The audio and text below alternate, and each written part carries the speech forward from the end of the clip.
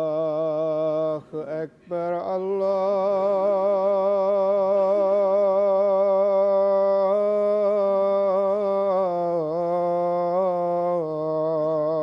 الله أكبر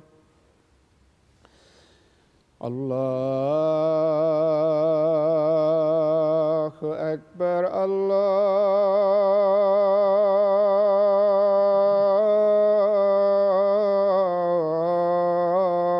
الله أكبر أشهد أن لا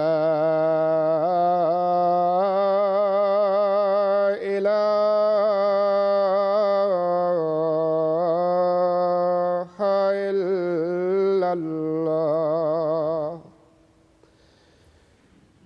أشهد أن لا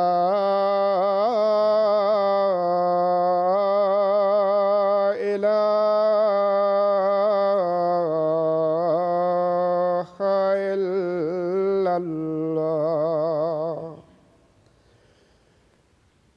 أشهد أن محمدًا رسول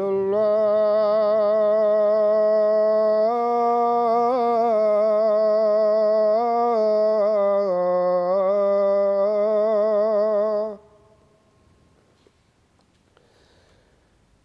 أشهد أن محمدًا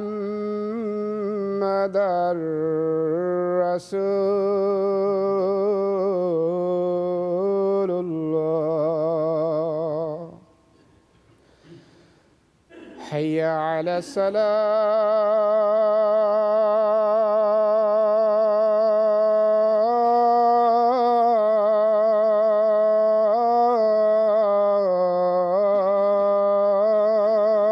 الصلاة حي على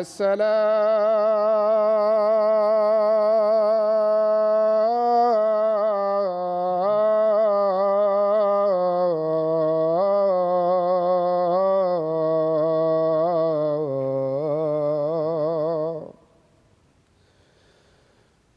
حي على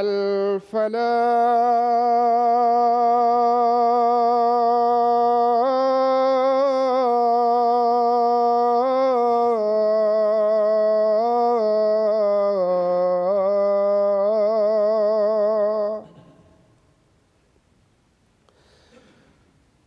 حي على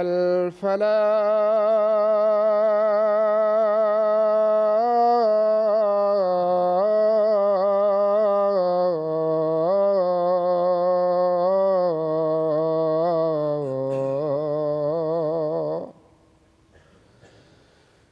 الله أكبر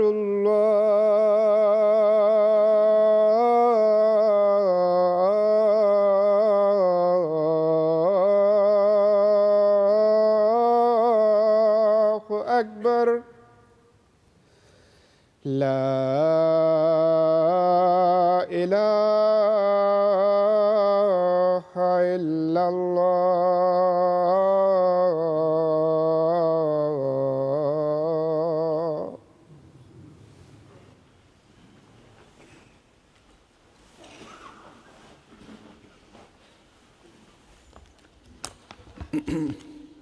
السلام عليكم ورحمة الله.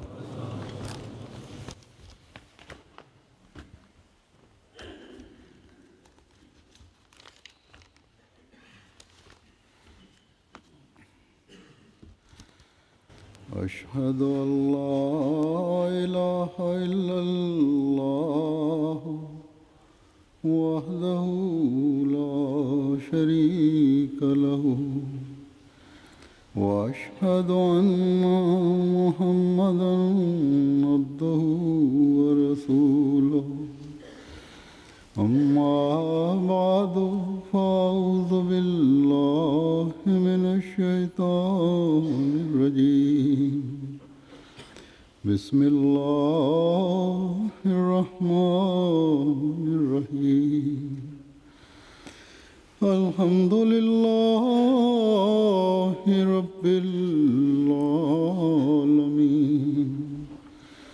الرحمن الرحيم مالك يوم الدين إياك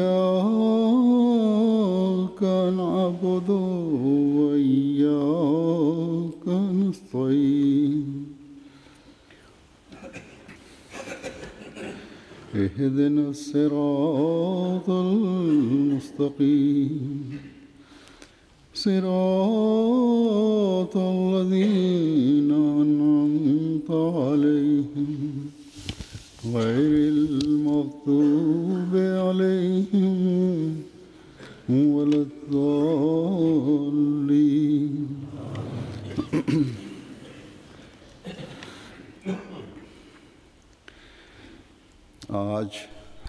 আজকের দিনটি আহমদিয়া মুসলিম জামাতের জন্য পরম আনন্দের দিন, কল্যাণের দিন, বরকতের দিন, যেই বরকতের সাথে জুমার কল্যাণও যোগ হয়েছে, একাকার হয়ে গেছে। আজকের দিনে প্রায় 123 বছর পূর্বে ইসলামের পুনর্জাগরণের ক্ষেত্রে কোরআনের একটি ভবিষ্যৎবাণী, মহান ভবিষ্যৎবাণী পূর্ণ হয়েছে। একইভাবে হজরত মুহাম্মদ সাল্লাল্লাহু আলাইহি ওয়াসাল্লামের ভবিষ্যৎবাণী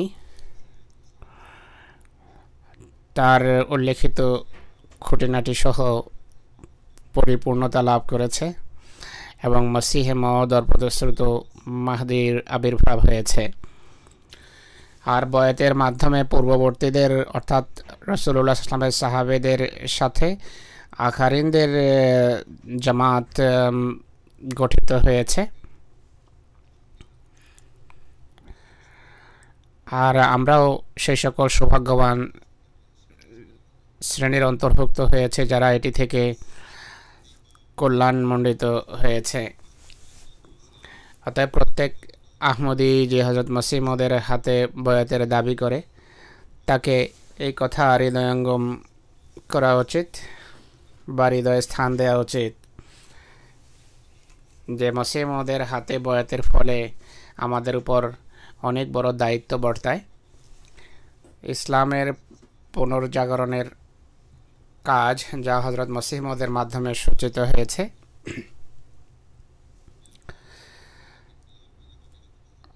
তা তার মান্যকারীদের মাঝে নিজেদের জীবনে এক বিপ্লব আনয়নের দাবি রাখে, যেন আমরা সেই সকল কল্যাণ রাজির ভাগী হতে পারি যা হযরত মসিহ মওউদের সাথে সংশ্লিষ্ট। তো প্রত্যেক বছর 23 মার্চ যখন আসে, আমাদের শুধু এটি নিয়ে আনন্দিত বা উল্লসিত হলে চলবে না যে আজকে আমরা মসিহ মওউদ দিবস উদযাপন করছি বা আলহামদুলিল্লাহ আমরা এই জামাত ভুক্ত হয়েছি, এতটাই যথেষ্ট নয়। জামাতের অভ্যুদয়ের ইতিহাস বা হযরত মসিহ মওউদের দাবি সম্পর্কে আমরা অবগত হলাম, এতটা যথেষ্ট নয়। বা জলসা করলাম, এটি সব কিছু নয়। বরং আমাদেরকে এটি দেখতে হবে যে বয়াতের সুবাদে অর্পিত দায়িত্ব আমরা কতটা পালন করেছি। আজ আমাদের আত্মজিজ্ঞাসা বা বয়াতের যে দাবি আছে সেই দাবির উপর আমরা কতটা প্রতিষ্ঠিত, বয়াতের শর্তাবলী নিয়ে ভাবারও দিন এটি, নিজেদের অঙ্গীকার নবায়নেরও দিন এটি। বয়াতের শর্ত মেনে চলার চেষ্টা করার ক্ষেত্রে একটা সংকল্পের দিন এটি। হযরত মুহাম্মদ সাল্লাল্লাহু আলাইহি ওয়াসাল্লামের সাথে কৃত খোদার প্রতিশ্রুতি পূর্ণ হওয়ার কারণে, যেখানে খোদা তাআলার অজস্র ধারায় পবিত্রতা ঘোষণা এবং প্রশংসার দিন, সেখানে রাসূল করিম সাল্লাল্লাহু আলাইহি ওয়াসাল্লামের উপর সহস্র সহস্র লক্ষ লক্ষ দরুদ প্রেরণেরও দিন এটি। তাই এই গুরুত্বকে সর্বদা আমাদের দৃষ্টিগোচর রাখতে হবে। আর বয়াতের শর্ত নিয়ে ভাবা এবং তদনুসারে জীবনযাপনের মাধ্যমে এটি সম্ভব। এই সমস্ত বিষয়াদি স্মরণ করানোর জন্য আজকে আমি আপনাদের সামনে বয়াতের শর্তাবলী এবং হজরত মসিহ মওদ আলাইহিস সালাতু ওয়াস সালাম কি চান তা তার ভাষায় আপনাদের সামনে কিছুটা তুলে ধরার চেষ্টা করব। বয়াতের প্রথম শর্ত হলো বয়াতকারী আহমদীয়তে যে অন্তর্ভুক্ত হয়, বয়াতকারী যে প্রথম শর্ত মেনে চলার অঙ্গীকার করে তা হলো বয়াত গ্রহণকারী সর্বান্তকরণে অঙ্গীকার করবে যে এখন হতে ভবিষ্যতে কবরে যাওয়া পর্যন্ত শিরক হতে পবিত্র থাকবে, শিরকের ঊর্ধ্বে থাকবে, শিরক করবে না। হজরত মসিহ মওদ আলাইহিস সালাতু ওয়াস সালাম এক জায়গায় বলেন, শুধু মৌখিকভাবে লা ইলাহা ইল্লাল্লাহ পড়বে আর হৃদয়ে সহস্র সহস্র মূর্তি বা প্রতিমা বিরাজমান থাকবে, এটি তৌহিদ বা একত্ববাদ নয়। বরং যে ব্যক্তি নিজের কোনো কাজ, ষড়যন্ত্র এবং পরিকল্পনাকে খোদার মতো গুরুত্ব দেয়, মাহাত্ম্য দেয়, বা আল্লাহর উপর যে ভরসা রাখা উচিত তা যদি কোনো মানুষের প্রতি রাখে বা নিজেকে সেই গুরুত্ব দেয় যা আল্লাহ তাআলাকে দেওয়া উচিত, এই সমস্ত বিষয়ে বা এমন সকল ব্যক্তি আল্লাহ তাআলার দৃষ্টিতে মূর্তি পূজারী বা প্রতিমা পূজারী। স্বর্ণ, রূপা বা পিতল দিয়ে যেই মূর্তি বা প্রতিমা বানানো হয় এবং যার উপর ভরসা করা হয়, কেবল সেগুলোই মূর্তি নয় বা প্রতিমা নয়, বরং প্রত্যেক বস্তু বা প্রত্যেক কথা বা এমন সকল কর্ম, কোনো কথা, বস্তু বা কাজ যাকে সেই গুরুত্ব প্রদান করা হয় যা আল্লাহ তাআলার প্রাপ্য, এমন কাজ বা এমন বস্তু আল্লাহ তাআলার দৃষ্টিতে মূর্তি বা প্রতিমা। স্মরণ রাখতে হবে যে প্রকৃত একত্ববাদ, যার আল্লাহ তাআলা আমাদের কাছে স্বীকারোক্তি চান, যার সাথে মুক্তি সম্পর্কযুক্ত, আল্লাহ তাআলাকে মূর্তি হোক বা মানুষ, সূর্য হোক বা চন্দ্র, বা নিজের আমিত্ব হোক বা অহমিকা হোক, নিজের পরিকল্পনা হোক বা ষড়যন্ত্র, এই সব কিছু থেকে ঊর্ধ্বে মনে করা, আর এর মোকাবেলায় এর প্রতিদ্বন্দ্বী কাউকে সর্বশক্তি মনে না করা, কোনো রিজেক্টদাতা জ্ঞান না করা, কাউকে সম্মানদাতা বা অসম্মানের কারণ মনে না করা, বরং আল্লাহ তাআলাই সম্মান দিয়ে থাকেন আর আল্লাহ তাআলাই লাঞ্ছিত করেন, কাউকে সাহায্যকারী আখ্যা না দেয়া। আর একই সাথে সম্পূর্ণভাবে খোদা তাআলাকে, বিশুদ্ধ চিত্তে খোদা তাআলাকে ভালোবাসা আর বিশুদ্ধ চিত্তে তারই ইবাদত করা, তার সামনেই ঝুঁকা, আর নিজের আশা আকাঙ্ক্ষা, আশা ভরসাকে তার সাথেই সংশ্লিষ্ট করা এবং শুধু তাকেই ভয় করা। অতএব এই তিন ধরনের বিশেষত্ব ছাড়া তৌহিদ প্রতিষ্ঠিত হতেই পারে না। তিন ধরনের তৌহিদ কি? প্রধানত সত্তার দিক থেকে, অর্থাৎ আল্লাহর পবিত্র সত্তার প্রতিদ্বন্দ্বিতায় মোকাবেলায় পুরো সৃষ্টিকে শূন্য মনে করা, অস্তিত্বহীন মনে করা, কোনো গুরুত্ব না দেয়া, সব কিছুকে ধ্বংসযোগ্য মনে করা এবং অন্তঃসার শূন্য বা অর্থহীন জ্ঞান করা। সব কিছু একদিন ধ্বংস হয়ে যাবে, তার কোনো গুরুত্বই নেই, আল্লাহর মোকাবেলায় সব কিছু মিথ্যা, এই জ্ঞান করা। দ্বিতীয়ত, বৈশিষ্ট্যের দিক থেকে তৌহিদ বা একত্ববাদ, অর্থাৎ লালন পালন বা উপাস্য শুধু তিনি, অর্থাৎ রব হলেন শুধু আমাদের আল্লাহ, তিনি আমাদের লালন পালনকারী, আর তিনি একমাত্র সত্তা, যিনি সকল শক্তির উৎসস্থল, একমাত্র উপাস্য। তিনি আরও বলেন, বিভিন্ন ধরনের যে লালন পালনকারী দেখা যায় বা মানুষের হিত সাধনকারী যে আমরা দেখতে পাই বা যা থেকে আমরা কল্যাণমণ্ডিত হই, যাদের দ্বারা কল্যাণমণ্ডিত হই, এটি কি আল্লাহর হাতেরই সৃষ্ট, আল্লাহরই ব্যবস্থাপনার একটি অংশ মনে করা। পৃথিবীতে আমরা যা থেকে কল্যাণমণ্ডিত হচ্ছে, এগুলো আল্লাহ তাআলার এই বিশাল বিশ্বজগতের একটি অংশ। তৃতীয়ত, নিজের ভালোবাসা, নিষ্ঠা এবং আন্তরিকতার দিক থেকে তৌহিদ ভালোবাসা অর্থাৎ ইবাদতের যে বিভিন্ন বৈশিষ্ট্য আছে সেই ক্ষেত্রে আল্লাহর সামনে আল্লাহ সমকক্ষ কাউকে ধারণা করানো, ইবাদত শুধু যেন আল্লাহ তাআলার জন্যই হয়। আর বেয়াতের দ্বিতীয় শর্ত হলো মিথ্যা, ব্যভিচার, কুদৃষ্টি, প্রত্যেক পাপ, অবাধ্যতা, জুলম, বিশ্বাসঘাতকতা, অশান্তি ও বিদ্রোহের সকল পথ হতে দূরে থাকবে। প্রবৃত্তির উত্তেজনা যত প্রবলই হোক না কেন এর শিকারে পরিণত হবে না। হযরত মসিহ মাউদ আলাইহিস সালাতু ওয়াস সালাম বলেন, আসল কথা হলো মানুষ যতক্ষণ পর্যন্ত প্রবৃত্তির এই সমস্ত আকর্ষণ থেকে মুক্ত না হবে যা সত্য বলা থেকে মানুষকে বিরত রাখে, ততক্ষণ প্রকৃতপক্ষে মানুষ সত্যবাদী আখ্যায়িত হতে পারে না। মানুষ যদি শুধু এমন ক্ষেত্রে সত্য বলে যে ক্ষেত্রে সত্য বললে তার কোনো ক্ষতি নেই, আর নিজের সম্মান, সম্পদ এবং প্রাণ, জীবন যখন হুমকির সম্মুখীন হয় তখন যদি মিথ্যা বলে বা সত্য বলা থেকে যদি বিরত থাকে, তাহলে উম্মাদ এবং বালকদের সাথে তার পার্থক্য কী? তিনি বলেন, পৃথিবীতে এমন কেউ নেই যে বিনা কারণে মিথ্যা বলবে। তাই এমন সত্য যা বললে কোনো ক্ষতির আশঙ্কা নেই, এটি প্রকৃত আখলাক বা নৈতিক গুণ গণ্য হবে না। সত্য বলার গুরুত্বপূর্ণ সময় উপলক্ষ হলো তখন যখন নিজের প্রাণ, সম্পদ বা সম্মান যা সত্য বললে হুমকি, ক্ষতিগ্রস্ত হওয়ার আশঙ্কা থাকে। এই সম্পর্কে আল্লাহ তাআলা শিক্ষা হলো ফাজতানিবুল রিজসা মিনাল আওসান ওয়াজতানিবু কওলা যুর ওয়ালা ইয়াবা শুহাদাউ ইযা মা দুউ ওয়ালা তাকতুমুশ শাহাদাতা মান ইয়াকতুমহা ফাইন্নাহু আসিমুন কলবুহু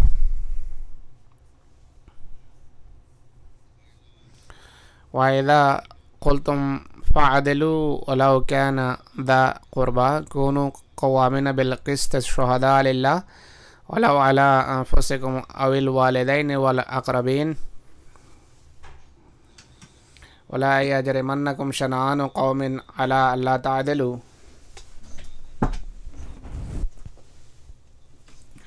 ওয়াস-সাদিকিনা ওয়াস-সাদিকাতু ওয়াতাওয়াসাউ বিল হক ওয়াতাওয়াসাউ বিস সাবর লা ইয়াশহাদুনা যুর। অর্থাৎ প্রতিমা পূজা এবং মিথ্যাবাদিতা থেকে বিরত হও, অর্থাৎ মিথ্যাও এক প্রতিমা।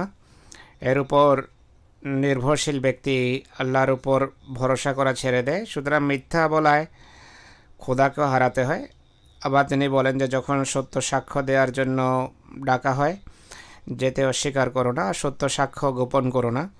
যে সত্য গোপন করবে তার হৃদয়ে পাপী। আর যখন কথা বলো শুধু সে কথাই বলবে যা পুরো সত্য এবং যা ন্যায় বিচারের কথা।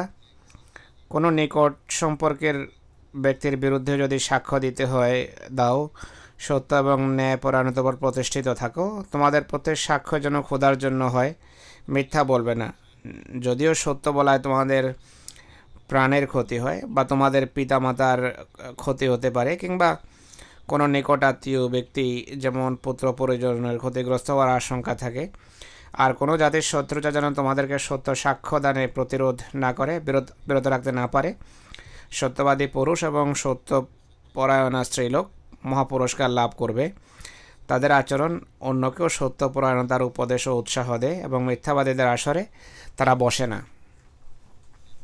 হযরত মসিহ ইসলাম এই সম্পর্কে বা বয়াতের দ্বিতীয় শর্ত সম্পর্কে আরও বেশ কিছু জায়গায় তিনি এর উপর আলোকপাত করেছেন। তিনি বলেন যে ব্যভিচারের কাছেও যাবে না, অর্থাৎ এমন আচার অনুষ্ঠান থেকে দূরে থাকবে যা মনে কুপ্রভাবের উদ্রেক করতে পারে। এমন সব পথ ধরবে না যেখানে এই পাপ সংগঠনের আশঙ্কা থাকে। যে ব্যভিচার করে সে পাপকে সে সীমানায় পৌঁছায়। আজকাল টেলিভিশনে যে সমস্ত অনুষ্ঠান আছে, টেলিভিশনের প্রোগ্রাম বা ইন্টারনেটের বিভিন্ন অনুষ্ঠান, তা মানুষকে এই পাপের মুখে ঠেলে দেয়, পাপের ভিতর ঠেলে দেয়।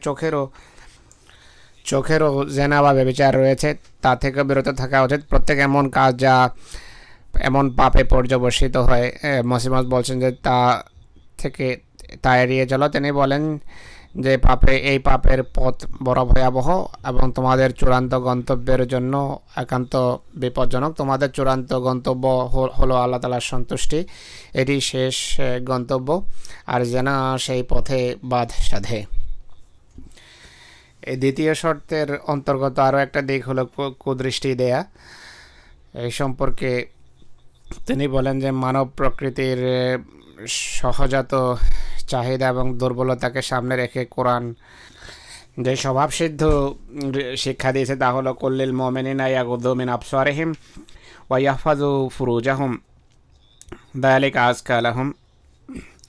অর্থাৎ তুমি ঈমানদারদেরকে বলে দাও যে তারা যেন তাদের চক্ষু অবনত রাখে এবং লজ্জাস্থানের হেফাজত করে বা ছিদ্রগুলোর হেফাজত করে, এর ফলে তারা পবিত্রতা লাভ করে। ফুরুজ বলতে শুধু লজ্জাস্থানই বোঝায় না, বরং প্রতিটি ছিদ্রকে বোঝায়, যাতে কান ইত্যাদি অন্তর্ভুক্ত। আর নামাহরাম পুরুষ বা নারীর গান বাজনা শোনা থেকে বারণ করা হয়েছে। এতে পুনরায় স্মরণ রেখো যে সহস্র সহস্র অভিজ্ঞতা থেকে এটি প্রমাণিত যে আল্লাহ তাআলা যা থেকে বারণ করেন তা থেকে অবশেষে মানুষকে বিরত হতেই হয়। ইসলাম পুরুষ নারী উভয়ের জন্য শর্ত মেনে চলা আবশ্যক করেছে। পর্দার নির্দেশ যেভাবে মহিলাদের জন্য রয়েছে, পুরুষদের জন্য সেইভাবেই তাকিদপূর্ণ পর্দার নির্দেশ রয়েছে। দৃষ্টি অবনত রাখা, নামাজ, রোজা, জাকাত, হজ, হালাল হারামের পার্থক্য, আল্লাহর শিক্ষার মোকাবেলায় নিজের অভ্যাস এবং সামাজিক কুপ্রথা ইত্যাদি পরিত্যাগ করা এমন নিষেধাজ্ঞা যা হয়ে ইসলামে প্রবেশ করার দ্বার অত্যন্ত সংকীর্ণ। এই কারণে প্রত্যেক ব্যক্তি এই দ্বার পথে ইসলামে প্রবেশ করতে পারে না। অনাচার কদাচার পরিহার সম্পর্কে তিনি বলেন যে মানুষ যখন অনাচার কদাচার পরিহারের ক্ষেত্রে সীমা ছাড়িয়ে যায়, অর্থাৎ ভিন ধর্মের অনুসারী বা মুসলমান সবার কথা বলছেন, আল্লাহর নির্দেশাবলীর অবমাননা এবং আল্লাহ তাআলার নির্দেশনাবলীর তুচ্ছ তাচ্ছিল্যের দৃষ্টিতে দেখে এবং দুনিয়ার চাকচিকে তারা দুনিয়ার মোহে তারা আচ্ছন্ন হয়, তখন মুসলমানদের কথা বলতে গিয়ে বলেন যে তারা হালাকু এবং চেঙ্গিস খানের মতো লোকদের হাতে ধ্বংস হয়েছে। লেখা আছে যে তখন আকাশ থেকে আওয়াজ আসতো যায় ইউহাল কুফার ও উকতুলুল ফুজ্জার, অর্থাৎ হে কাফেরেরা ফাজের বা বেবিচারী দৌরাচারীদেরকে হত্যা করো। দুরাচারী পাপাচারী মানুষ আল্লাহর দৃষ্টিতে কাফেরের তুলনায় ঘৃণ্য এবং নীচ হয়ে থাকে। নৈরাজ্য এবং বিশৃঙ্খলা এড়িয়ে চলা সম্পর্কে তিনি বলেন যে যারা তোমাদেরকে শুধু এই জামাতে অন্তর্ভুক্ত হওয়ার কারণে তোমাদেরকে ছেড়ে দেয়, আল্লাহর প্রতিষ্ঠিত জামাতে অন্তর্ভুক্ত হয়েছে এই কারণে তোমাদেরকে যারা তোমাদেরকে ছেড়ে দেয় তাদের সাথে দাঙ্গা হাঙ্গামায় লিপ্ত হবে না, বরং তাদের জন্য নিভৃতে দোয়া করো যেন খোদা তাআলা তাদেরকে সেই দৃষ্টি দেন যে অন্তর্দৃষ্টি তোমাকে দিয়েছেন। তোমরা তোমাদের পবিত্র নমুনা এবং উত্তম চাল চলনের মাধ্যমে প্রমাণ করো যে তোমরা ভালো পথ অবলম্বন করেছ। দেখো, তোমাদেরকে বারবার এ নির্দেশ দেওয়ার জন্য আমি প্রেরিত হয়েছি যে সকল প্রকারের বিশৃঙ্খলা এবং দাঙ্গা হাঙ্গামার স্থানকে এড়িয়ে চলো, গালি শুনে ধৈর্য ধারণ করো, দুর্ব্যবহারের উত্তম ব্যবহারের মাধ্যমে দাও। কেউ যদি অশান্তি সৃষ্টি করতে চায় তাহলে এমন স্থান ছেড়ে দাও, অন্যত্র চলে যাও, কোমলতার সাথে উত্তর দাও। যখন আমরা এটি শুনি যে কোনো ব্যক্তি এই জামাতের সদস্য হয়ে কারোর সাথে ঝগড়া করেছে, তাহলে আমি এমন কথা মোটেই পছন্দ করতে পারি না। আর আল্লাহ তাআলাও এটি চান না যে জামাত পৃথিবীতে আদর্শ স্থানীয় হওয়ার কথা, তারা এমন রীতি অবলম্বন করে যা তাকওয়া বিবর্জিত। বরং আমি অধিকন্তু এই কথা বলতে চাই যে খোদা তাআলা এই কথার পক্ষে যে কোনো ব্যক্তি এই জামাতভুক্ত হয়ে ধৈর্য প্রদর্শন যদি না করে তাহলে তাকে স্মরণ রাখতে হবে যে সেই জামাতের অংশ নয়। তিনি নিজের সম্পর্কে বলেন যে চরম উত্তেজনা বা রাগের কারণ হতে পারে যদি কেউ আমাকে নোংরা গালি দেয়, আমাকে নোংরা গালি দেয়া হয়। তো এই বিষয়টা তোমরা সিদ্ধান্তের জন্য নিজের হাতে নেবে না, আল্লাহর হাতে ছেড়ে দাও। আমার বিষয়, তোমরা এমন গালি শুনে ধৈর্য ধারণ করো। আর এই শিক্ষাই পাকিস্তানের আহমদীদেরকে বারবার দেওয়া হয়, কেননা সেখানে নোংরা গালির ক্ষেত্রে মুসলিমতকে নোংরা গালি দেওয়ার ক্ষেত্রে মানুষ সকল শালীনতার সকল সীমা লঙ্ঘন করেছে। আর এর একমাত্র সমাধান হলো দোয়া করা এবং অজস্র ধারায় দোয়া করা। উত্তেজনা বা নফসের কামনা বাসনা এড়িয়ে চলা সম্পর্কে তিনি বলেন যে সেই কথা মানো যার পক্ষে বিবেক বা যুক্তি বা কনসান্সের সাক্ষ্য আছে। আর ঐশী গ্রন্থাবলী এই সম্পর্কে যার সম্পর্কে একমত তিনি বলেন যে ব্যভিচার করবে না, মিথ্যা বলবে না, কুদৃষ্টিতে তাকাবে না, অনাচার কদাচার, জুলম, বিশ্বাসঘাতকতা, নৈরাজ্য এবং বিদ্রোহের পথ এড়িয়ে চলো, আর প্রবৃত্তির উত্তেজনার শিকার হবে না, 5 বেলার নামাজ পড়ো। মানব ফিতরতে 5 ভাবেই এই বিপ্লব আসে। আর তোমাদের প্রিয় রসুল সাল্লাল্লাহু আলাইহি ওয়াসাল্লামের প্রতি কৃতজ্ঞ হও, তার প্রতি দরুদ প্রেরণ করো, কেননা তিনি ধ্বংসাচ্ছন্ন যুগের পর নতুনভাবে খোদাকে চেনার রাস্তা দেখিয়েছেন এবং শিখিয়েছেন। বয়াতের তৃতীয় শর্ত হলো বিনা ব্যতিক্রমে খোদা ও রসুল ইসলামের হুকুম অনুযায়ী 5 ওয়াক্তের বা 5 বেলার নামাজ পড়বে, যথাসাধ্য তাহাজ্জুদ নামাজ পড়বে, রসুল করিম সাল্লাল্লাহু আলাইহি ওয়াসাল্লামের প্রতি দরুদ প্রেরণ করবে, প্রত্যহ নিজের পাপ সমূহ ক্ষমার জন্য আল্লাহর নিকট প্রার্থনা করবে এবং নিয়মিত ইস্তেগফার পড়বে, আর ভক্তিপ্লুত হৃদয়ে তার অপার অনুগ্রহ রাজিকে স্মরণ করবে এবং তার হামদ ও প্রশংসায় রত থাকবে। হযরত মুসলিম ইসলাম বলছেন, হে সেই সকল ব্যক্তিবর্গ যারা নিজেদেরকে আমার জামাতভুক্ত মনে করো, স্বর্গে বা আকাশে তখন আমার জামাতের অংশ গণ্য হবে যখন সত্যিকার অর্থে তাকওয়ার পথে পরিচালিত হবে। তাই নিজেদের 5 বেলার নামাজ এমন খোদাভীতি এবং বিগলিত চিত্তে পড়ো যেন খোদাকে তোমরা দেখছো। আর রোজা নিষ্ঠার সাথে আল্লাহ তাআলার সন্তুষ্টির উদ্দেশ্যে রাখো। প্রত্যেক ব্যক্তি যে জাকাত দেওয়ার সামর্থ্য রাখে তার জাকাত দেওয়া উচিত। যার জন্য হজ আবশ্যক হয়ে গেছে এবং হজের পথে কোনো বাধা নেই, তার হজ করা উচিত। নেকি সুন্দরভাবে সাজিয়ে গুজিয়ে করো এবং পাপকে ঘৃণার সাথে পরিহার করো। স্মরণ রেখো যে কোনো কাজ যা তাকওয়া শূন্য তা খোদা পর্যন্ত পৌঁছতে পারে না। প্রত্যেক নেক কর্মের মূল হলো তাকওয়া। যেই কাজে এই মূল অক্ষুণ্ণ এবং অটুট থাকবে সেই কর্ম নষ্ট হতে পারে না, সেই কর্ম বৃথা বিফল হতে পারে না। তিনি আরও বলেন যে নামাজ এমন ইবাদত যার ফলে আকাশ মানুষের কাছে এসে যায়, অর্থাৎ আল্লাহ তাআলা অনেক কাছে এসে যান যদি সত্যিকার অর্থে নামাজ পড়া হয়। যে সত্যিকার অর্থে নামাজ পড়ে সেই নিশ্চিত বিশ্বাসে উপনীত হয় যে আমি মরে গেছি। তার হৃদয়ে বিগলিত হয়ে খোদা তাআলার দরবারে সিজদা বনত হয়। যে ঘরে এ ধরনের নামাজ হবে সেই ঘর কখনো ধ্বংস হবে না। হাদিস শরীফে আছে যে যদি নূহের সময় নামাজ থাকতো তাহলে সেই জাতি কখনো ধ্বংস হতো না। হজও মানুষের জন্য শর্ত সাপেক্ষ, আর রোজাও আর জাকাতও শর্ত সাপেক্ষ, কিন্তু নামাজের জন্য কোনো শর্ত নেই। সব ইবাদত বছরে একবার আবশ্যক, কিন্তু এর নির্দেশ রয়েছে দৈনিক 5 বেলার।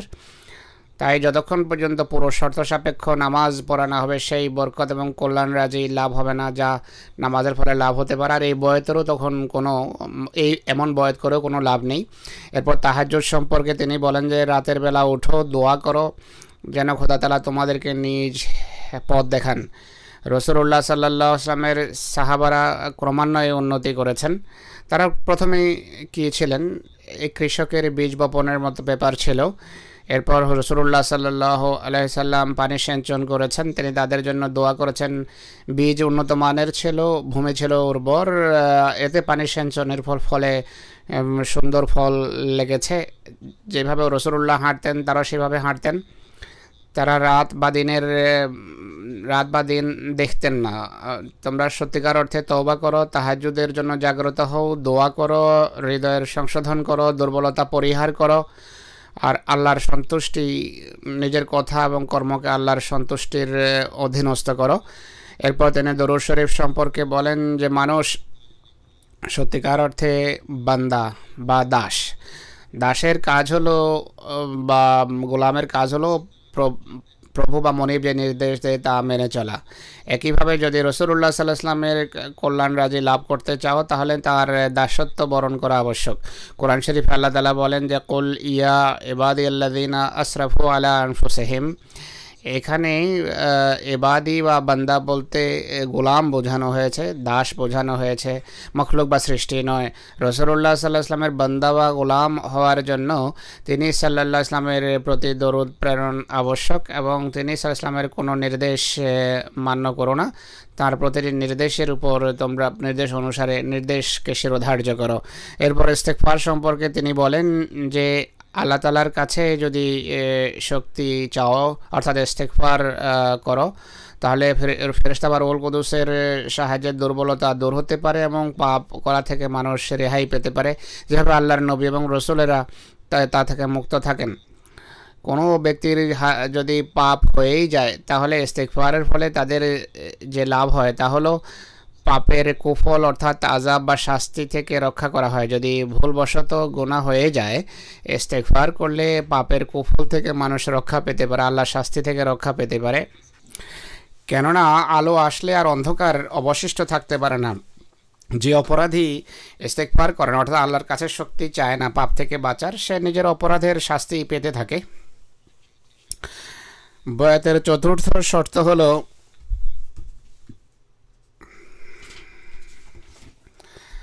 উত্তেজনার বশে অন্যায়রূপে কাজে বা অন্য কোনো উপায়ে সাধারণত আল্লাহর সৃষ্ট কোনো জীবকে, বিশেষত কোনো মুসলমানকে কোনো প্রকার কষ্ট দেবে না। হযরত মসিহ মাউদ আলাইহিস সালাতু ওয়াস সালাম বলেন যে প্রথম নৈতিক গুণ হলো আফফ বা কারো অপরাধ ক্ষমা করা।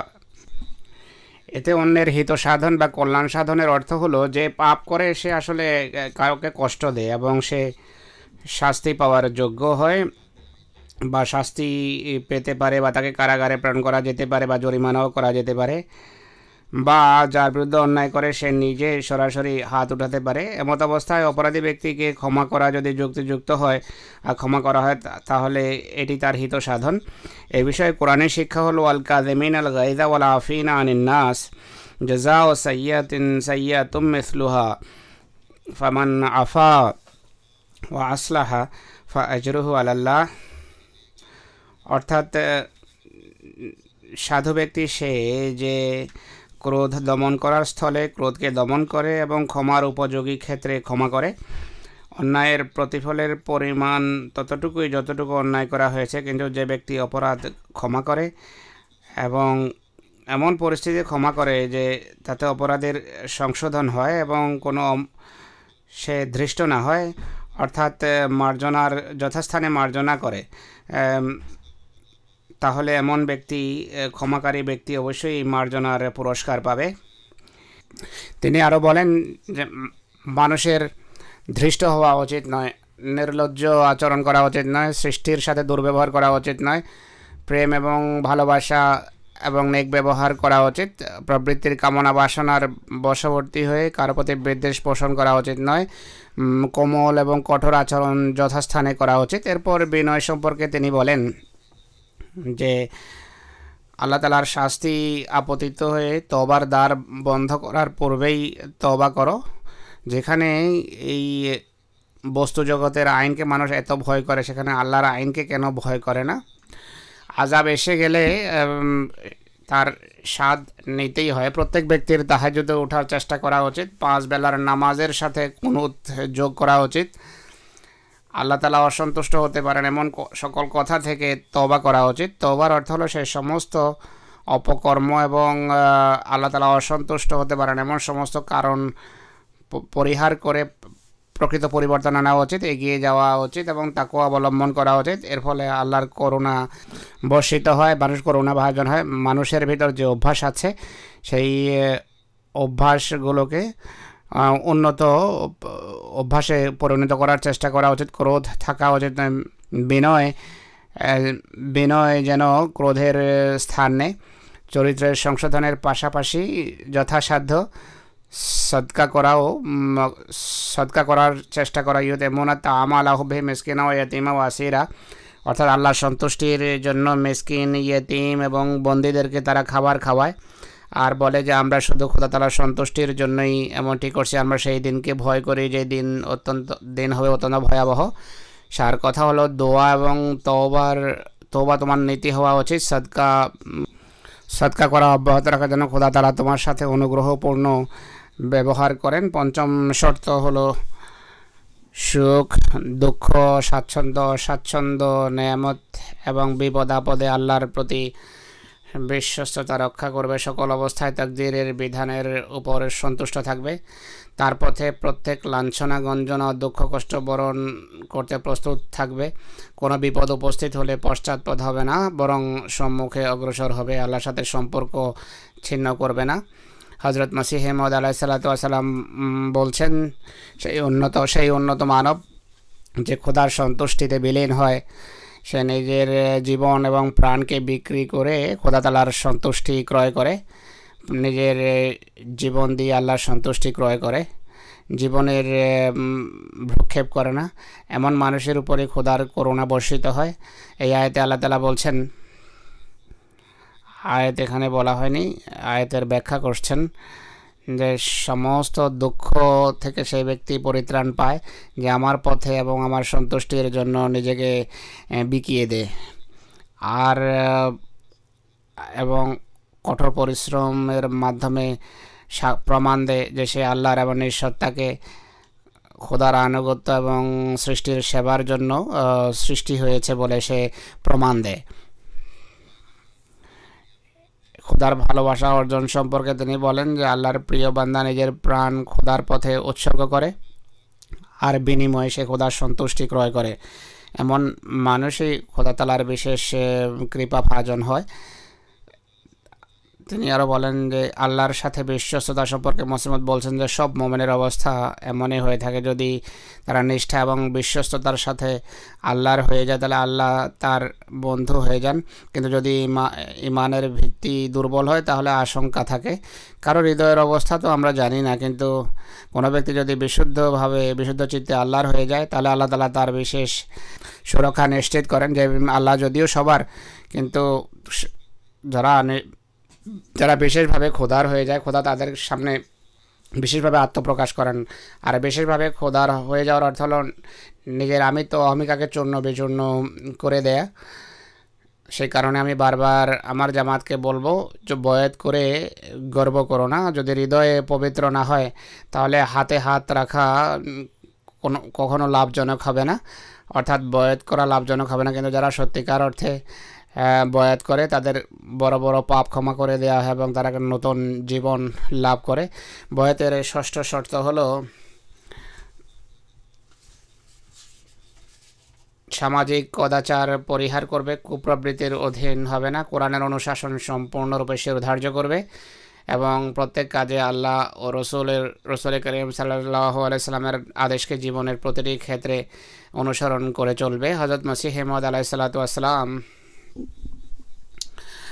বলেন, মসিমদের উদ্ধৃতি পেশ করার পূর্বে একটি হাদিস উপস্থাপন করছে। হযরত আমর বিন আউফ বর্ণনা করেন যে মহানবী সাল্লাল্লাহু আলাইহি ওয়াসাল্লাম বলেছেন, যে ব্যক্তি আমার সুন্নত বা রীতিনীতির কোনোটিকে জীবিত করবে, হাদিসের কথা হচ্ছে, রসুলের উক্তির কথা হচ্ছে, সে আমার সুন্নতকে এমনভাবে যদি জীবিত করে যার ফলে মানুষ তা অনুসরণ করা আরম্ভ করে, তাহলে যে সুন্নতকে জীবিত করবে সে যারা আমার সুন্নত অনুসরণ করবে তাদের সমান প্রতিদান পাবে। কিন্তু যারা আমার সুন্নত অনুসরণ করবে তাদের পূর্ণে কোনো ঘাটতি দেখা দেবে না। আর যে ব্যক্তি কোনো বিদত বা কুপ্রথার অনুসরণ করে অন্যরা যদি তা অবলম্বন করে তাহলে সেও যারা এর অন্ধ অনুকরণ করবে তাদের পাপ তার উপরও বর্তাবে। কিন্তু যারা নিজেরা সেই বিদত লিপ্ত তাদের পাপে কোনো কমতি আসবে না। হযরত মুসলিম ইসলাম বলেন যে আল্লাহ তাআলা কোরআনে বলেন, কুল ইন কুনতুম তুহিব্বুনা আল্লাহ ফাত্তাবিউনি ইউহিব্বুকুমুল্লাহ।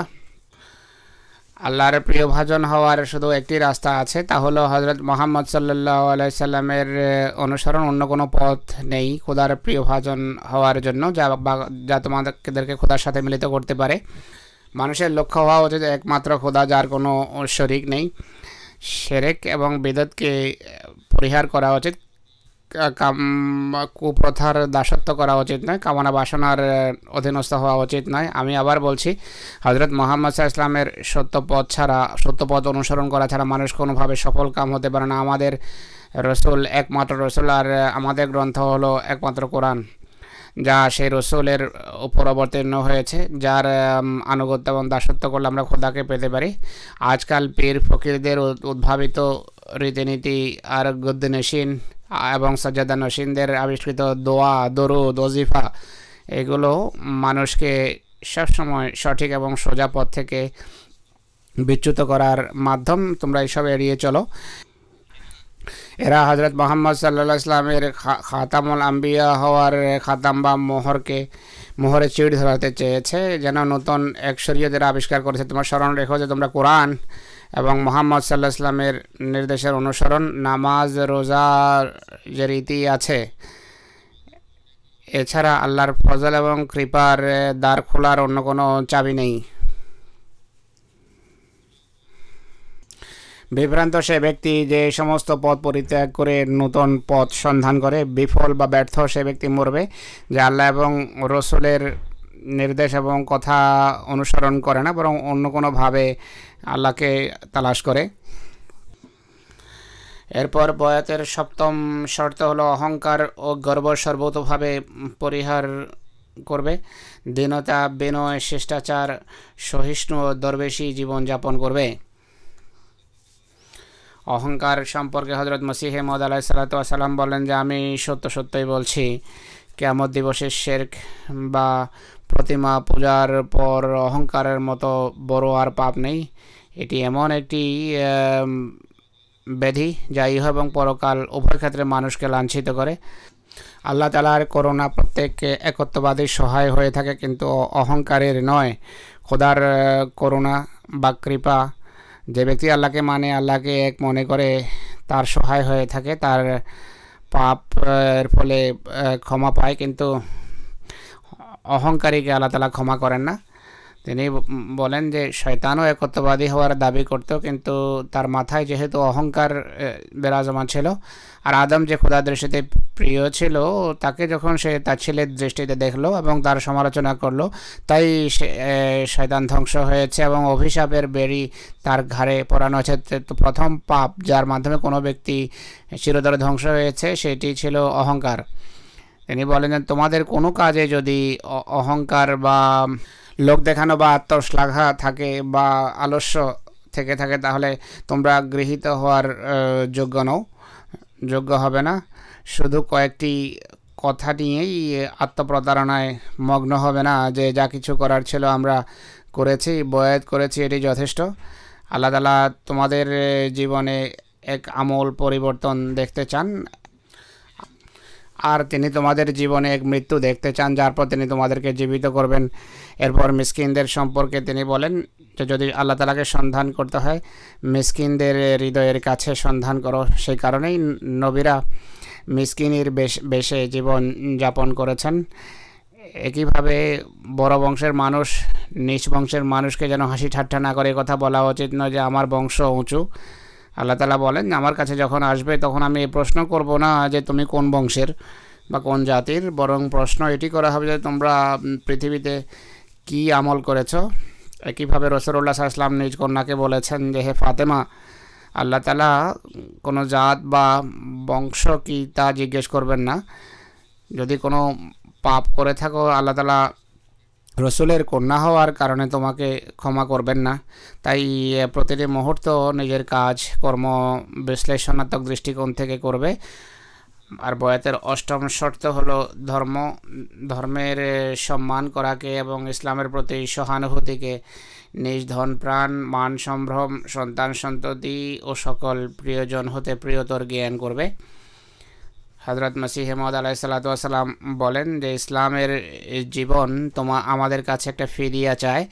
সেই ফিদিয়া হলো আমাদের এই পথে মৃত্যুবরণ। এই মৃত্যুর সাথে ইসলামের জীবন সম্পর্কযুক্ত, মুসলমানদের জীবন সম্পর্কযুক্ত এবং এরই সাথে জীবন্ত খোদার বিকাশ সম্পর্কযুক্ত। আর এটিকেই অন্য ভাষায় ইসলাম বলা হয়। ইসলাম, আল্লাহ তাআলা এই ইসলামকে এখন জীবিত করতে চান। আর এই মহান অভিযানকে সফলতার দ্বারপ্রান্তে উপনীত করার জন্য একটা বিশেষ কার্যকরী ব্যবস্থাপনা নিজের পক্ষ থেকে সূচিত করা তার জন্য আবশ্যক ছিল। তাই এই মহান সত্তা সৃষ্টির সংশোধনের জন্য এই অধমকে দাঁড় করিয়েছেন। তাই তার উদ্দেশ্য হলো পৃথিবীর সংশোধন, আর আমরা যারা মান্যকারী আমাদেরকে এই বিষয়গুলো নিয়ে ভাবতে হবে। নবম শর্ত হলো আল্লাহ তাআলার প্রীতি লাভের উদ্দেশ্যে তার সৃষ্ট জীবের সেবায় যত্নবান থাকবে এবং খোদা প্রদত্ত নিঃশক্তি ও সম্পদ যথাসাধ্য মানব কল্যাণে নিয়োজিত করবে। হযরত মসিহে মওউদ আলাইহিস সালাতু ওয়াস সালাম বলেন যে স্মরণ রেখো, আল্লাহ তাআলা নেকি বা পুণ্যকে খুব ভালোবাসেন। তিনি চান যে তার সৃষ্টির প্রতি সহানুভূতিপূর্ণ আচরণ করা হোক। যদি তিনি পাপকে পছন্দ করতেন তাহলে পাপকে শক্তি যোগাতেন, কিন্তু আল্লাহ তাআলার পবিত্র মহিমায়ের ঊর্ধ্বে সুবহানাহু ওয়া তাআলা শানুহু। অতএব তোমরা যারা আমার সাথে সম্পর্ক রাখো, স্মরণ রেখো, প্রত্যেক ব্যক্তি সে যেই ধর্মেরই অনুসারী হোক না কেন তার প্রতি সহানুভূতিশীল হও এবং রং বর্ণের ঊর্ধ্বে থেকে সবার সাথে সদ্ব্যবহার করো। এটি কোরআনের শিক্ষা। ওয়াইতে মনত আমালা হবে মিসকিন ওয়াইতিম ওয়াসিরা। যে সমস্ত বন্দীরা আসতো তাদের অধিকাংশ কাফেরই ছিল। দেখো ইসলামের পরম সহানুভূতির দৃষ্টান্ত দেখো। আমার দৃষ্টিতে উৎকর্ষ নৈতিক শিক্ষা ইসলাম ছাড়া অন্য কোনো ধর্মে দেখবে না। তিনি আরও বলেন যে আমি যখন প্রতিনিয়তটি দেখি এবং শুনি যে কেউ এই অন্যায় করেছে, কেউ সেই অন্যায় করেছে, এই সমস্ত কথা শুনে আমি মোটেই প্রীত হতে পারি না। তিনি বলেন যে আমার জামাত এখনও এক দুর্বল বালকের মতো যে দুই পা হাঁটে আবার পড়ে যায়। আমি দৃঢ় বিশ্বাস রাখি যে আল্লাহ তাআলা এই জামাতকে সুদৃঢ় করবেন। তাই তোমরা প্রচেষ্টা সংগ্রাম এবং দোয়ারত থাকো। আল্লাহর কৃপা যেন বর্ষিত হয়। আল্লাহর কৃপা ছাড়া কিছুই সম্ভব নয়। ঐশী কৃপা রাজি যখন বর্ষিত হয় তিনি সকল সফলতার দ্বার উন্মুক্ত করেন। তিনি বলেন তার বান্দাদের প্রতি দয়াদ্রহ মুখ, হাত বা অন্য কোনো ষড়যন্ত্রের মাধ্যমে তাদের ক্ষতি করবে না। সৃষ্টির কল্যাণের চেষ্টা করো, কখনো অহংকার করবে না কারো উপর। সে তোমার অধীনস্থই হোক না কেন, কাউকে গালি দেবে না।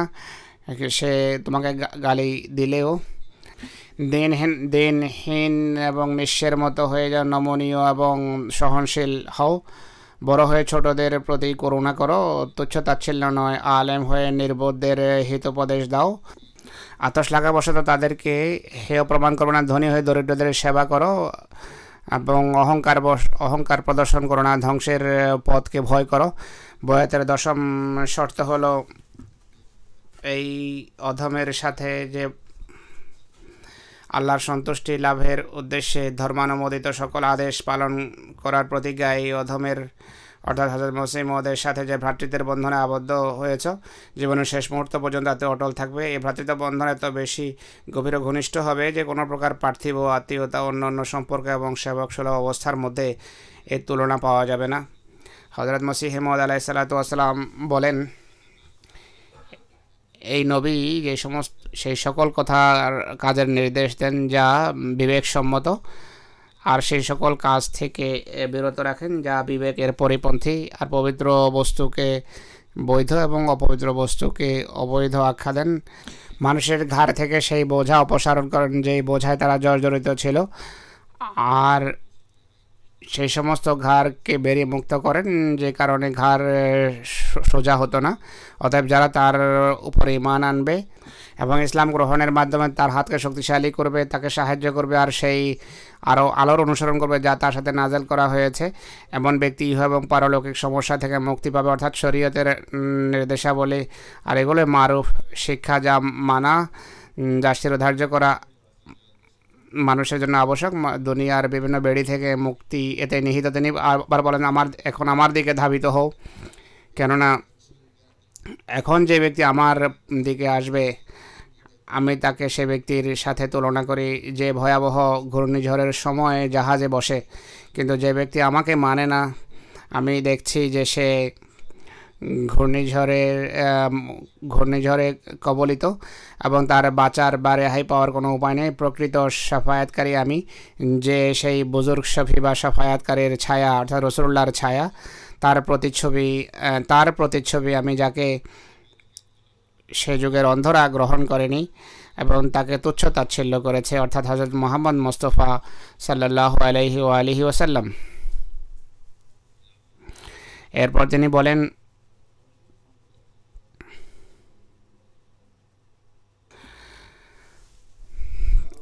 জামাতকে নসিহত করতে গিয়ে হযরত মসিহ ইসলাম বলছেন যে, হে আমার প্রিয়গণ, হে আমার অস্তিত্বরূপী সবুজ বৃক্ষের শাখাগণ, তোমাদের উপর খোদার বিশেষ অনুগ্রহের কারণে তোমরা আমার জামাতভুক্ত, তোমাদের জীবন সম্পদ এই পথে উৎসর্গ করছো। তিনি আরও বলেন, কারা আমার প্রিয়জন, কারা আমার বন্ধু?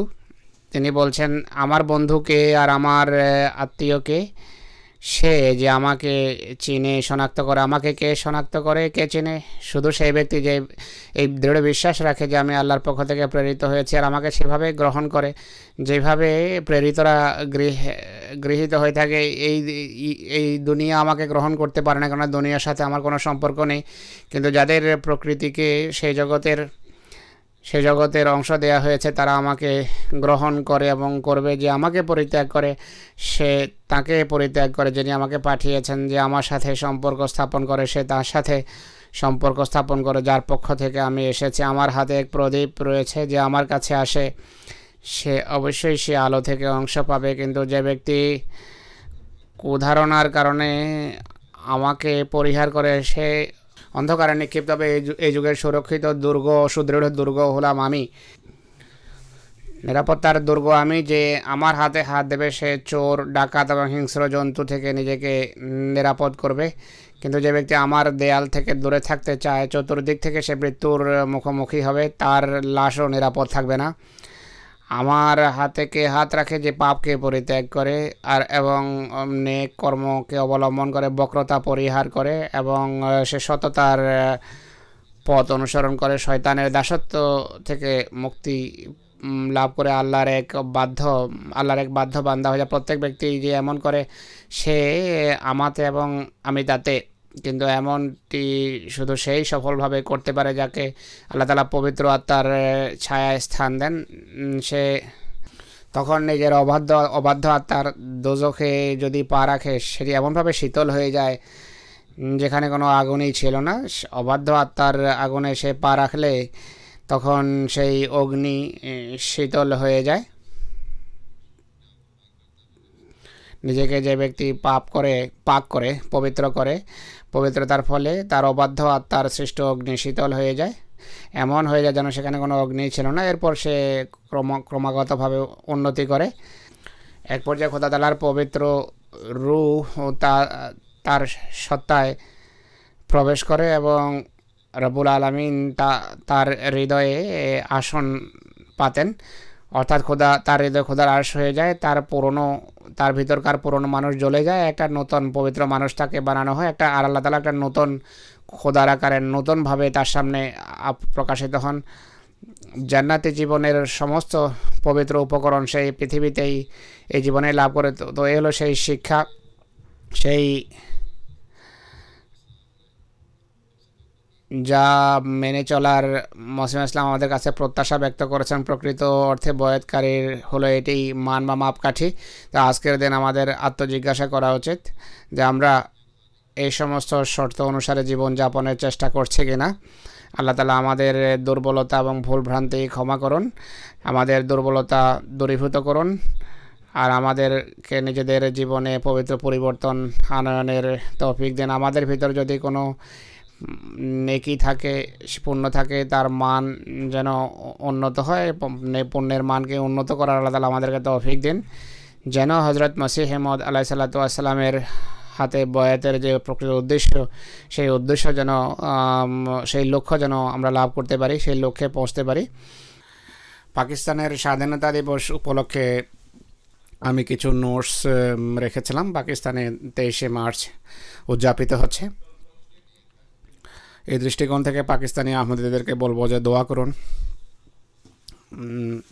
দেশ যে অবস্থার সম্মুখীন আজকাল, তা অত্যন্ত ভয়াবহ। আল্লাহ তাআলা এই দেশকে রক্ষা করুন। আহমদীদের খাতিরেই আল্লাহ তাআলা এই দেশকে রক্ষা করুন, কেননা এই দেশকে রক্ষার জন্য আহমদীরা অনেক দোয়া করেছে।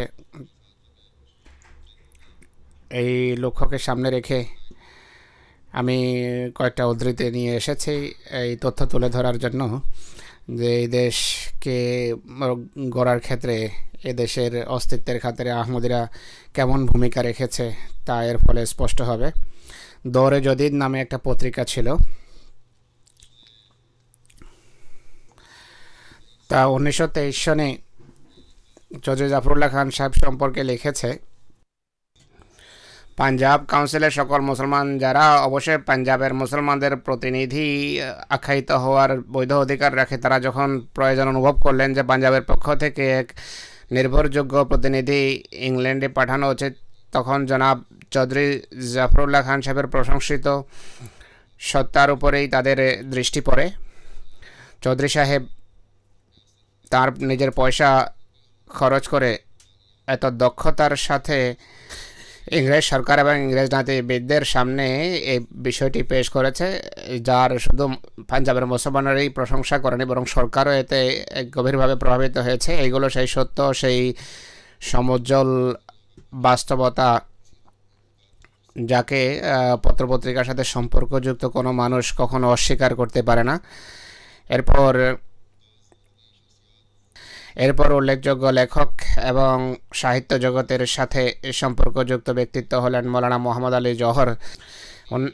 1927 সনের 26শে ডিসেম্বরের সংখ্যায় তিনি লেখেন যে জনাব মির্জা বশিরউদ্দিন মাহমুদ আহমদ এবং তার এই সুশৃঙ্খল জামাতের কথা এইভাবে উল্লেখ না করলে এটি অকৃতজ্ঞতার নামান্তর হবে, যারা সকল ধর্মীয় পার্থক্যকে এক পাশে রেখে মুসলমানদের কল্যাণে কাজ করেছেন। সেই সময় দূরে নয় যখন ইসলামের এই সুশৃঙ্খল জামাতের কর্মপন্থা ইসলামের সংখ্যাগরিষ্ঠ শ্রেণীর জন্য মোটের উপর আসে সকল লোকদের জন্য যারা বিশেষভাবে বিসমিল্লাহর গম্বদে অর্থাৎ মসজিদে বসে ইসলামের খেদমতের বড় বড় বলি আওড়ায় কিন্তু কাজের বেলায় ঠনঠন, তাদের জন্য এটি আলোকবর্তিকা প্রমাণিত হবে। অর্থাৎ মৌলানা মোহাম্মদ আলী জওহর শুধু জামাতে আহমদিয়ার প্রচেষ্টাকে সাধুবাদ জানাচ্ছেন না, বরং জামাতে আহমদিয়াকে মুসলমানদের জামাতভুক্ত আখ্যা দিচ্ছেন। অথচ আজকে পাকিস্তানের ইতিহাস থেকে জামাত আহমদিয়ার নামকে মুছে ফেলার চেষ্টা হচ্ছে। তারা ইতিহাস থেকে তো মুছে ফেলার চেষ্টা করছে, আর আইনের দিক থেকে তো এমনিতেই তারা আমাদেরকে মুসলমান মনে করে না। আরেক বুজুর্গ খাজা হাসান নিজামী সাহেব লিখেছেন রাউন্ড টেবিল কনফারেন্স সম্পর্কে। তিনি লিখেছেন যে রাউন্ড টেবিল কনফারেন্সে সকল হিন্দু, মুসলমান এবং ইংরেজ জাফরুল্লাহ খান সাহেবের যোগ্যতা এবং দক্ষতাকে স্বীকার করেছে এবং বলেছে যে তিনি মুসলমান।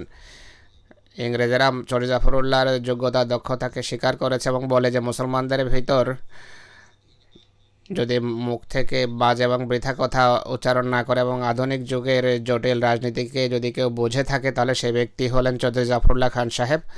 মুনাদি 24শে অক্টোবর 1934।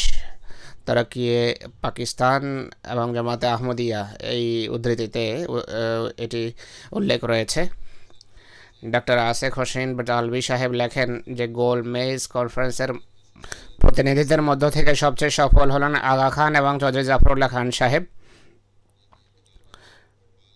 ইকবালের শেষ 2 বছর নামে গ্রন্থ থেকে নেওয়া হয়েছে, ইকবাল একাডেমি এটি প্রচার বা ছেপেছে।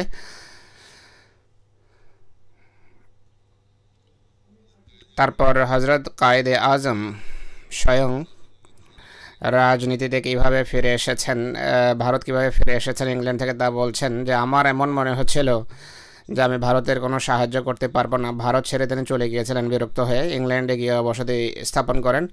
হিন্দু মন মানসিকতায় আমি ইতিবাচক কোনো পরিবর্তন আনতে পারবো না, আর মুসলমানদেরও চোখ খোলা সম্ভব নয় আমার জন্য। অবশেষে আমি ইংল্যান্ডেই বসতি স্থাপনের সিদ্ধান্ত নিয়েছি।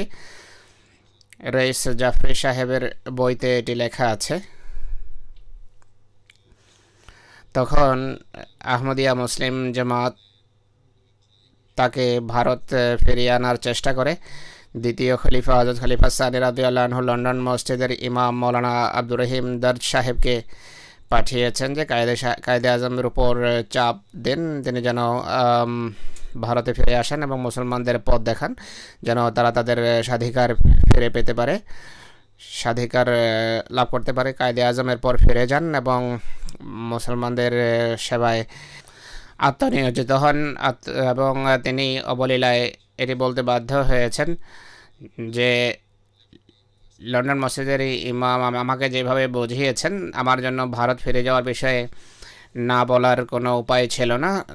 যত আন্তরিকভাবে তিনি আমাকে বুঝিয়েছেন, তার এমনভাবে আমাকে অনুপ্রাণিত করেছেন যে ভারত ফিরে না যাওয়ার কোনো উপায় আমার আর বাকি ছিল না। প্রসিদ্ধ সাংবাদিক জনাব মোহাম্মদ শফি মিমশিন নামে প্রসিদ্ধ, তিনি লেখেন যে জনাব লিয়াকত আলী এবং লন্ডন মসজিদের ইমাম আব্দুর রহিম দর্জ সাহেব মোহাম্মদ আলী জিনাকে এ বিষয়ে অনুপ্রাণিত করে যে তিনি যেন নিজের সিদ্ধান্ত পরিবর্তন করে স্বদেশে আসেন এবং জাতীয় রাজনীতিতে নিজের ভূমিকা রাখেন। এর ফলে 1934 সনে জনাব জিনা ভারত ফিরে আসেন এবং কেন্দ্রীয় সংসদের নির্বাচনে বিনা প্রতিদ্বন্দ্বিতায় তিনি নির্বাচিত হন। পাকিস্তান টাইমসের বরাতে এটি উল্লেখ করেছেন। 1981 সনের 11 সেপ্টেম্বরের টাইমসে এটি উল্লেখ আছে।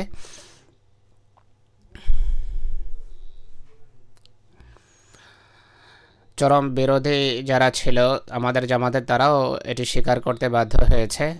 আহরার, মুসলিম লীগ এবং মির্জাইও কি আঁক মাচলি নামে একটা পুস্তিকা 1946 সালে প্রকাশ করেছে। তাতে স্পষ্ট লেখা আছে মিস্টার জিনা কোয়েটায় বক্তৃতা করেছেন আর মির্জা মাহমুদের মুসলিম লীগের সমর্থনে মির্জা মাহমুদের পলিসির ভূয়সী প্রশংসা করেন। এরপর যখন ইলেকশন আরম্ভ হয়, সকল মির্জাই বা কাদিয়ানি মুসলিম লীগকে ভোট দেয়। প্রসিদ্ধ আহলে হাদিস মীর ইব্রাহিম সিয়ালকোটি তার বই पैगामे হেদায়েত এবং তায়েদে পাকিস্তান এবং মুসলিম লীগ নামে বইতে লেখেন যে আহমদীদের ইসলামী পতাকার তলে সমবেত হওয়া এই কথার প্রমাণ বহন করে যে সত্যিই মুসলিম লীগই মুসলমানদের একমাত্র প্রতিনিধি জামাত, অর্থাৎ আহমদীরা মুসলমানও আর পাকিস্তান গঠনে অনেক ইতিবাচক ভূমিকা পালন করেছে। এরপর বাউন্ডারি কমিশনের সামনে চৌধুরী জাফরুল্লাহ খান সাহেবের যে সেবা, তা নওয়াই ওয়াক্তের প্রতিষ্ঠাতা হামিদ নিজামী সাহেব অত্যন্ত প্রশংসনীয় ভাষায় সে কথা উল্লেখ করেছে। আজকাল নওয়াই ওয়াক্ত জামাতের বিরুদ্ধে অনেক কিছু লেখে, তাদের পলিসি বদলে গেছে, জাগতিক স্বার্থ তারা দেখে আজকাল। যাই হোক, জনাব হামিদ নিজামী সাহেব যিনি নওয়াই ওয়াক্তের প্রতিষ্ঠাতা, তিনি লেখেন যে বাউন্ডারি কমিশনের মিটিং শেষ হয় প্রায় 4 দিন স্যার মোহাম্মদ জাফরুল্লাহ খান সাহেব মুসলমানদের পক্ষ থেকে অত্যন্ত দৃঢ় যুক্তি প্রমাণ বড় দক্ষতার সাথে উপস্থাপন করেন। সফলতা আল্লাহ তাআলার হাতে, কিন্তু যেই দক্ষতা এবং যোগ্যতার সাথে স্যার মোহাম্মদ জাফরুল্লাহ খান সাহেব মুসলমানদের কেস উপস্থাপন করেছেন, এর ফলে মুসলমানরা এতটা অবশ্যই আশ্বস্ত হয়েছে তাদের পক্ষ থেকে সত্য এবং ন্যায়ভিত্তিক কথা অত্যন্ত সুন্দরভাবে নীতি নির্ধারক মহলের কাছে পৌঁছানো হয়েছে। স্যার জাফরুল্লাহ খান সাহেব কেসের প্রস্তুতির জন্য খুব অল্প সময় পেয়েছেন, কিন্তু তার আন্তরিকতা এবং দক্ষতার কারণে নিজ দায়িত্ব খুব সুন্দরভাবে তিনি পালন করেছে। আমার দৃঢ় বিশ্বাস পাঞ্জাবের সকল মুসলমান বিশ্বাসের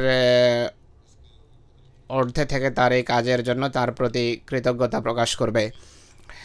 এরপর 1953 সালের দাঙ্গা হাঙ্গামার সময় তদন্ত কমিশনের সদস্য জাস্টিস মুনির ছিলেন। তিনি লেখেন, আহমদীদের বিরুদ্ধে শত্রুতামূলক এবং ভিত্তিহীন অপবাদ লাগানো হয়েছে যে বাউন্ডারি কমিশনের সিদ্ধান্তে গুরুদাসপুর ভারতকে এই জন্য দিয়ে দেওয়া হয়েছে যে আহমদীরা নাকি একটা বিশেষ রীতি অবলম্বন করেছে। চৌধুরী জাফরুল্লাহ খান সাহেব, যাকে কায়েদে আজম এই কমিশনের সামনে মুসলিম লীগের কেস উপস্থাপনের কাজ দায়িত্বে নিযুক্ত করেছিলেন, তিনি বিশেষ ধরনের যুক্তি উপস্থাপন করেছেন। কিন্তু এই আদালতের প্রেসিডেন্ট যিনি সেই কমিশনের সদস্য ছিল, বাউন্ডারি কমিশনের, জাফরুল্লাহ খান সাহেবের সাথে ইনিও সদস্য ছিলেন, তিনি জাফরুল্লাহ খান সাহেবের এই বীরত্বপূর্ণ দায়িত্ব পালনের জন্য কৃতজ্ঞতা প্রকাশ করা আবশ্যক মনে করে, যা জাফরুল্লাহ খান সাহেব গুরদাসপুরের বিষয়ে উপস্থাপন করেছেন। সত্যিকার অর্থে বাউন্ডারি কমিশনের ডকুমেন্টস এবং দলিলপত্র দেখলে এটি স্পষ্ট হয়ে যাবে। যে ব্যক্তি এটি দেখার আগ্রহ রাখে সে সহজে এমন ডকুমেন্ট বের করে দেখতে পারে। চৌধুরী জাফরুল্লাহ খান মুসলমানদের জন্য মুসলমানদের নিঃস্বার্থ সেবা করেছেন। তা সত্ত্বেও মুসলমানদের কোনো জামাত আদালতের তদন্তের কাগজপত্রে তার কথা যেভাবে উল্লেখ করেছে তা সত্যিই একান্ত নির্লজ্জ ধরনের অকৃতজ্ঞতাবোধ। আর এই অবস্থা ক্রমশ বেড়ে যাচ্ছে অধিকাংশ রাজনৈতিক জামাতের ক্ষেত্রে। আর পাকিস্তানের যে অবস্থা, দেশীয় অবস্থা, তাও আপনাদের সামনে স্পষ্ট। তাই আজকের এই দিনের প্রেক্ষাপটে পাকিস্তানি নিজেদের দেশ পাকিস্তানের জন্য অনেক দোয়া করুন।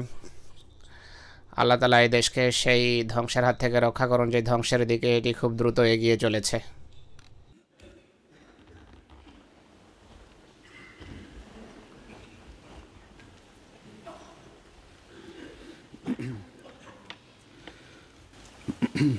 الحمد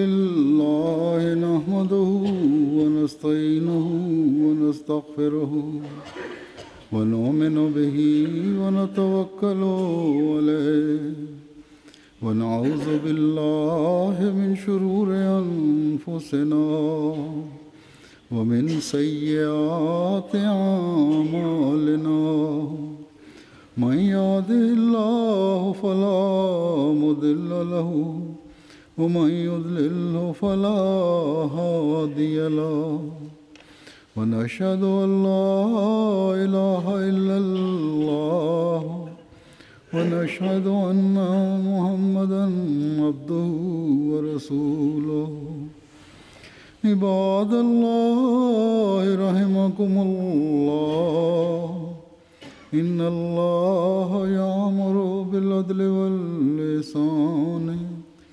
وإيتاء ذي القربى وينهى عن الفحشاء والمنكر والبغي يعظكم لعلكم تذكرون اذكروا الله يذكركم وادعوه يستجب لكم ولذكر الله أكبر